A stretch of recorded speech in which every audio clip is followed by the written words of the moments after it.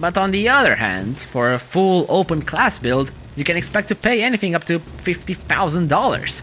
And at that level, the engineering that goes into those builds can make the difference in the real world. If you just hack a bike together and build it, it's going to be all wonky. With the right builders and getting the engines up the right height and everything, if they build it right, it's just phenomenal. The more I dive into the sport, the more complex it gets. But it didn't used to be that way. Henry Ford once said that auto racing began 5 minutes after the second car was built. And it's a similar situation with hill climbing. In fact, it is one of the oldest motorized two-wheeled sports.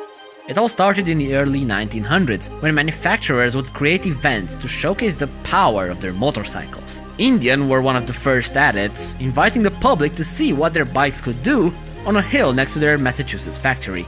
With time, this became more of a show, an event, and other manufacturers joined in, like Harley, Excelsior, and even Triumph. From what was a simple demo day, it was quickly becoming a full-on competition to show who builds the best motorcycles. As Harley started competing more and more, they also began dominating the sport.